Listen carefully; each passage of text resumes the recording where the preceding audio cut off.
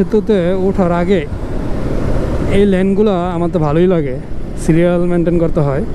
এরকমভাবে যদি প্রতিটা রাস্তায় আমাদের সিরিয়াল মেনটেন করা যেত তাহলে আমার মনে হয় এত জ্যাম লাগতো না। আর তাছাড়া পদ্মা সেতুতে আপনার স্পিড একদমই নিশ্চিত পদ্মা সেতুতে।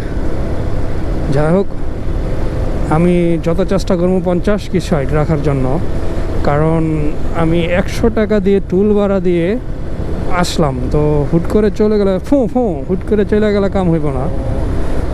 আমার এটা টাকাটা 100 টাকাটা উসুল করতে পারবো না জানি, কিন্তু আপনার উসুল না করতে পারি কিন্তু উপভোগ তো করতে পারবো 50 টাকার। যাই হোক, তাহলে হিসাব করা যাবে না। দেখছেন এইখান থেকে কত অস্থির লাগে না? সেই ভিউ ভাই, দেখছেন সেতুটাকে এত সুন্দর দেখা যায়। পদ্মা সেতুর ভিউটা কিন্তু অস্থির। আর যাই করুক না করুক, হাসুও পায় আমাদের ব্রিজটা করে দিয়ে গেছে, অনেক সুন্দর ব্রিজ।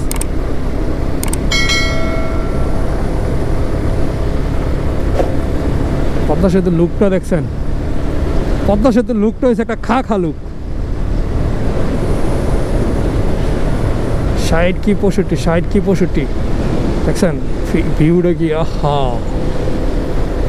চর পড়ে গেছে না? পদ্মা সেতুর ভিউটা কোনো অস্থির। 8 মিনিট সময় লাগবে আপনার এই পার থেকে ওই পার যাওয়ার জন্য। 50 কি 60 এর বেশি উঠানো যাবে না, কারণ এইখানে সিসি ক্যামেরা আছে। আপনার ওই ডালেই আপনার পুলিশ বসে রয়েছে।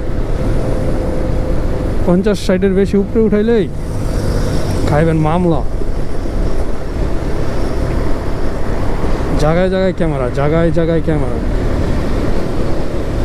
চর সব চর পড়ে গেছে।